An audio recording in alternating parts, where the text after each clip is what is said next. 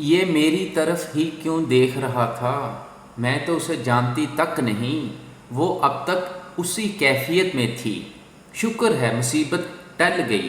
ہانیہ نے گاڑی کو آگے جاتے دیکھ کر کہا، عدن کیا ہوا؟ تمہارا رنگ کیوں پیلا ہو رہا ہے؟ نہیں نہیں تو میں ٹھیک ہوں۔ اس نے منہ پر ہاتھ پھیر کر خود کو نارمل کیا۔ کون تھا وہ؟ 2 ماہ سے کیوں پیچھا کر رہا ہے؟ آخر چاہتا کیا ہے وہ؟ اس کے ہاتھ اب بھی کانپ رہے تھے۔ گھر پہنچنے تک وہ اسی حالت میں رہی۔ عدن کیا بات ہے؟ طبیعت تو ٹھیک ہے تیری؟ جب سے آئی ہو اسی طرح لیٹی ہوئی ہے، کوئی مسئلہ ہے کیا؟ شام تک بھی جب وہ غائب دماغ رہی تو اماں نے کہا، نہیں اماں، بس سر میں درد ہے، اسی لیے۔ اس نے وقتی بہانہ بنا کر انہیں ٹال دیا۔ لیکن اگلے روز جب وہ پھر کسل مندی سے پڑی رہی تو اماں نے تشویش سے اسے دیکھا۔ تو بتاتی کیوں نہیں ہے؟ کیا ہوا ہے تجھے؟ کالج بھی نہیں گئی آج؟ سب ٹھیک تو ہے؟ وہ تو کبھی بیماری میں بھی چھٹی نہیں کرتی تھی، تو پھر آج اماں کا پریشان ہونا بجا تھا۔ ٹھیک ہوں اماں، بس آج دل نہیں کر رہا جانے کو۔ بیٹا، اولاد چاہے جتنی بھی بڑی ہو جائے، ماں باپ جتنا تجربہ کبھی حاصل نہیں کر سکتی۔ کوئی مسئلہ ہے تو بتا نا۔ تو مجھے اپنی پریشانی نہیں بتائے گی تو کس سے کہے گی؟ چل بتا، کیا بات ہے؟ کل سے میں دیکھ رہی ہوں، جب سے تو آئی ہے پریشان ہے۔ کسی نے کچھ کہا ہے کیا؟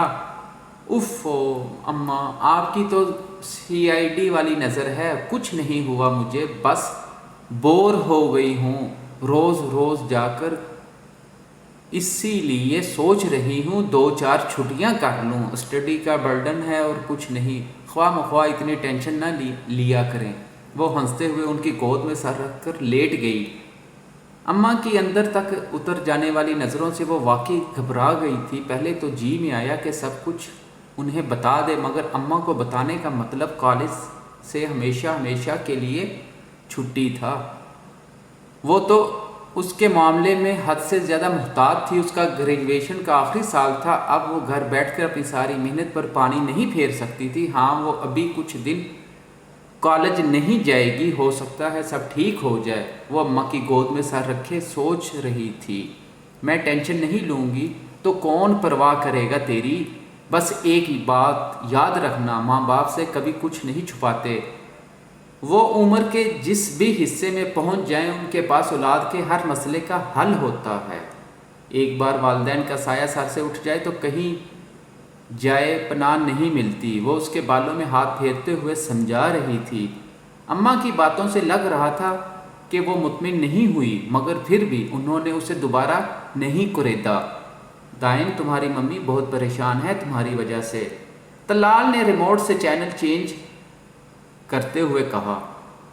اچھا، وہ کیوں؟ وہ موبائل چھوڑ کر باپ کی طرف متوجہ ہو گیا۔ تم اب فری ہو تو کل سے آفس جوائن کرو۔ اوہ نو ڈیڈی، مجھے بزنس میں بالکل بھی انٹرسٹ نہیں ہے۔ تو تمہیں انٹرسٹ ہے کس چیز میں؟ وہی بتا دو۔ جو کام بھی کہیں تمہیں اس میں انٹرسٹ ہی نہیں ہوتا۔ چاہتے کیا ہو آخر تم؟ سارا ہر بات کے جواب میں اس کی نا سے تنگ آ چکی تھی۔ آپ چپ کریں، میں بات کر رہا ہوں نا۔ طلال احمد نے فوراً مداخلت کی۔ اچھا، تو آپ کو ممی نے پٹی پڑھائی ہے؟ اس نے منہ پر ہاتھ پھیرتے ہوئے باپ کی طرف دیکھا۔ طلال کہا لگا کر ہنس پڑے۔ غلط نہیں کہا میں نے کچھ بھی۔ ماں ہوں میں، تمہاری دشمن نہیں ہوں۔ وہ خون خوار نظروں سے اسے دیکھتی ہوئی بولی۔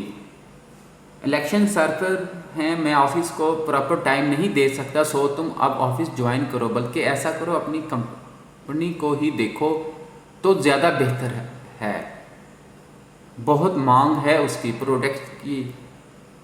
فی الحال تو سب کچھ مینیجر پر چھوڑا ہوا ہے، مگر کب تک؟ اسے خود دیکھو۔ سب سے پہلے تو مشینری رینیو کرواؤ، نئی ٹیکنیکس کو فالو کرو، اسٹاف میں چینجنگ کرنی ہے تو وہ کرو، اسے فل ٹائم دو تو وہ ڈبل پروفٹ دے گی۔ اس کا مطلب ہے آپ نے ممی کی بات لازمی ماننی ہے، اس نے بیچاری سی شکل بنا کر کہا۔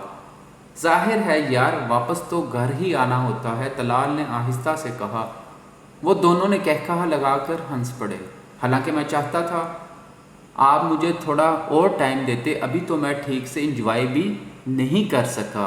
نو مور ٹائم، اپنی ایکٹیویٹی کو کم کرو، کل سے تم جوائن کر رہے ہو، مینیجر تمہیں ہر چیز سمجھا دے گا، کوئی مشکل نہیں ہوگی، مگر صرف الیکشن ہونے تک، اس کے بعد آپ اپنا کام خود سنبھالیں گے۔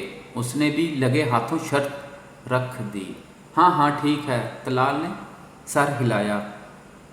اسے مانتے دیکھ کر سارا نے بھی سکون کا سانس لیا۔ ان باپ بیٹے میں بلا کی انڈرسٹینڈنگ تھی۔ وہ شروع سے ہی طلال کے زیادہ قریب تھا، مگر سارا سے اس کی اتنی نہیں بنتی تھی کہ وہ ہر وقت روک ٹوک کرتی رہتی۔ ہائی سوسائٹی سے تعلق رہنے کے باوجود بھی ان کے اندر وہی ٹپیکل خاتون تھی، اپنے شوہر اور بچوں سے محبت کرنے والی، ہر دم ان کے لیے پریشان۔ وہ خود ایک NGO چلا رہی تھی، زیادہ تر وقت گھر سے باہر ہی گزرتا، مگر پھر بھی بچوں کے معاملے میں انہوں نے کبھی بھول چوک نہیں کی۔ دائم کے متعلق آج کل کچھ اچھی خبریں نہیں مل رہی تھی، تبھی ان کی پریشانی میں اب اضافہ ہو رہا تھا۔ حالانکہ باقی سب کے نزدیک یہ کلچر کا حصہ تھا، اس سے کوئی فرق نہیں پڑتا، مگر وہ اپنے بچوں کو آئیڈیل بنانا چاہتی تھی۔ اسی لیے انہوں نے طلال کے ذہن میں دائم کو آفس لے جانے کا خیال ڈالا۔ طلال احمد ایک جانے مانے انڈسٹری اور نامور سیاست دان تھے۔ ان کے 4 بچے تھے، ریان، عنایا، سارم اور دائم۔ ریان اور عنایا دونوں شادی شدہ تھے۔ شادی کے بعد ریان کراچی، جبکہ عنایا اپنے شوہر کے ساتھ انگلینڈ میں سیٹل تھی۔ سارم بھی انگلینڈ میں اپنی ایجوکیشن کمپلیٹ کر رہا تھا، جبکہ ریان باپ کے ساتھ مل کر بزنس کو وسیع سے وسیع تر کر رہا تھا۔ اب بھی وہ کراچی میں بزنس سیٹ کرنے کی وجہ سے خود بھی وہیں سیٹل ہو گیا۔ دائم ان کا سب سے چھوٹا اور لاڈلا بیٹا تھا۔ سارا چاہتی تھی کہ وہ بھی سارم کی طرح باہر سے ہی ڈگری لے کر آئے، مگر وہ دائم تھا، ہر معاملے میں اپنی مرضی کرنے والا۔ اس سے یہیں رہ کر پڑھنے کو ترجیح دی، اور طلال نے ہمیشہ کی طرح اس کا ساتھ دیا۔ آج سارم واپس آ رہا ہے، شام کی فلائٹ سے۔ سارا نے اسے اطلاع دی۔ کیوں؟ کیا مطلب کیوں؟ گھر آ رہا ہے؟ وہ پابندی ہے کیا اس کے آنے پہ؟ اف ممی، آپ تو میری ہر بات کو الٹا سمجھتی ہیں۔ میں یہ پوچھ رہا تھا کہ وہ ہمیشہ کے لیے پاکستان آ رہا ہے یا کچھ دنوں کے لیے؟ یہ تھوڑی کہا ہے کہ وہ گھر ہی نہ آئے، اس نے منہ بناتے ہوئے کہا۔ ابھی اس کے چند تھیسز رہتے ہیں، پھر ہی وہ ہمیشہ کے لیے آئے گا، لیکن تم اپنے آفس کو اس سے حوالے کرنے کا خواب دیکھنا چھوڑ دو، اپنا کام خود سنبھالو۔ کیوں؟ میں کیوں دوں گا اس کو؟ I can run it I my way. وہ انگلی میں کیچن گھماتا باہر کی طرف بڑھ گیا۔ سارم سے اس کی گاڑی چھنتی، وہ جو بھی کہتا سارم ڈیڈی کی طرح اس کی ہر بات مانتا۔ اب بھی اس نے یہی سوچا تھا کہ سارم کے آتے ہی وہ آفس اس کے حوالے کر کے ہر ذمہ داری سے آزاد ہو جائے گا، مگر ممی نے ایک بار پھر اس کی ساری خوش فہمیوں پہ پانی پھیر دیا۔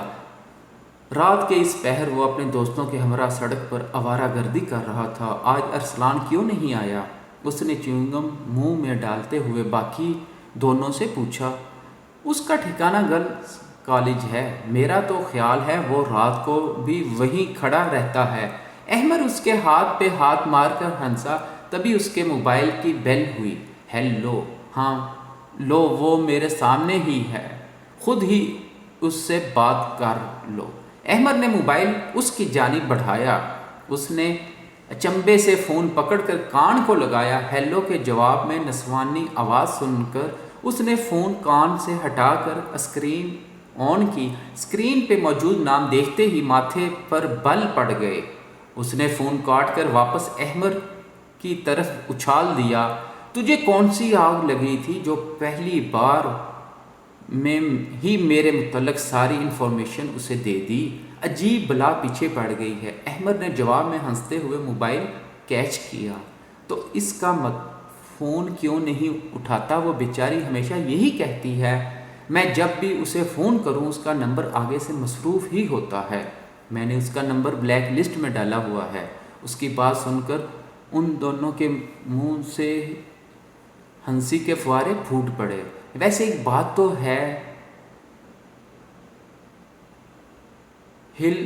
تو بھی گیا؟ وہاں جا کر شارک نے اسے آنکھ مارتے ہوئے کہا۔ ظاہر ہے کوئی بھی نارمل انسان پہلی بار وہاں پر جائے تو ایک بار پاگل تو ضرور ہو جاتا ہے۔ پھر دوبارہ کب جانے کا ارادہ ہے؟ سارن نے پوچھا۔ فی الحال تو موڈ ہے نہ ٹائم، پھر کبھی دیکھیں گے۔ چل جیسے تیری مرضی، جب موڈ ہوا تو بتانا۔ وہ دونوں اس کے ساتھ ساتھ چلنے لگے۔ آج وہ ایک ہفتے بعد کالج آئی تھی اور اب سب سے نوٹس اکٹھے کرنے میں مگن تھی۔ عدن میرے ساتھ بازار تک چلو، مجھے کچھ چیزیں خریدنی ہیں۔ ابھی چھٹی میں کافی ٹائم تھا جب شانزا نے اس سے کہا۔ ہرگز نہیں، پاگل ہو گئی ہو کیا؟ اماں سے جوتے کھانے کا کوئی شوق نہیں ہے مجھے۔ پلیز یار، مجھے کچھ چیزیں لینی ہیں ارجنٹ۔ ہم وین کے آنے سے پہلے واپس آ جائیں گے۔ پلیز منع مت کرنا۔ مگر پلیز نا، منع نہیں کرو۔ وہ ہانیہ کی بچی بھی نہیں جا رہی۔ اب کس کے ساتھ جاؤں میں؟ اچھا تو پھر وین کے آنے سے پہلے ہی آنا ہے، دیر بالکل نہ ہو۔ کچھ بس پشوپش کے بعد بالآخر راضی ہو گئی۔ چادر اوڑھنے کے بعد وہ اس کے ہمراہ چلی سڑک پر تیز تیز چلتے ہوئے عجیب سا احساس ہونے پر اس نے پیچھے مڑ کر دیکھا تو پاؤں کے نیچے سے زمین نکل گئی۔ اس نے فوراً شانزا کا ہاتھ زور سے پکڑ لیا۔ کیا ہوا؟ وہ گاڑی ہمارے پیچھے آ رہی ہے۔ شانزا نے ایک نظر پیچھے مڑ کر دیکھا، پھر خاموشی سے دوبارہ چلنے لگی۔ کیا ہوا؟ تم بول کیوں نہیں رہی؟ عدن تم لوگوں کے فیملی ایشو تو نہیں چل رہے کسی کے ساتھ؟ کوئی دشمنی وغیرہ؟ کیا مطلب؟ اس نے حیران نظروں سے شانہ کو دیکھا۔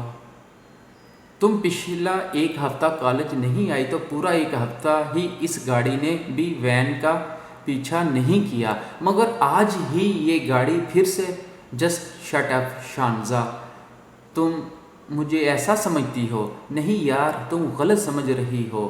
میں نے اسی لیے پوچھا تھا کہ کوئی فیملی ایشو تو نہیں کسی کے ساتھ؟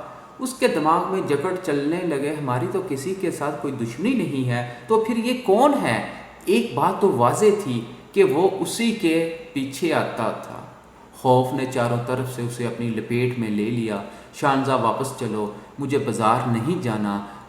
اسے اب احساس ہو رہا تھا کہ کالج سے نکل کر اس نے کتنی بڑی غلطی کی ہے۔ پلیز یار، اب ہم اتنا آگے آ گئے ہیں، وہ سامنے تو ہی شاپ ہے، بس 10 منٹ لگیں گے۔ وہ اس کا ٹھنڈا ہاتھ تھامتے ہوئے تیز تیز چلنے لگی۔ ایک بار پھر اس نے پیچھے مڑ کر دیکھا، لیکن اب وہ گاڑی وہاں نہیں تھی۔ دکان کے اندر داخل ہو کر اس کی سانس بحال ہوئی۔ شانزا اپنے لیے چیزیں پسند کر رہی تھی، مگر وہ غائب دماغی سے ادھر ادھر دیکھ رہی تھی۔ کون ہو سکتا ہے وہ؟ کیوں آتا ہے میرے پیچھے؟ مجھے اماں کو سب کچھ بتا دینا چاہیے تھا۔ ہاں، آج جا کر میں اماں کو سب کچھ بتا دوں گی، پھر بابا خود ہی سارے معاملے سے نمٹ لیں گے۔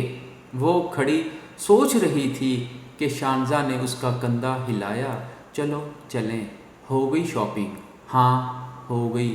وہ دکان سے باہر نکل آئے۔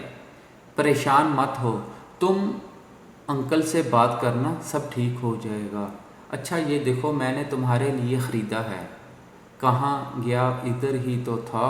وہ شاپروں کو ایک ہاتھ سے دوسرے ہاتھ میں منتقل کر رہی تھی۔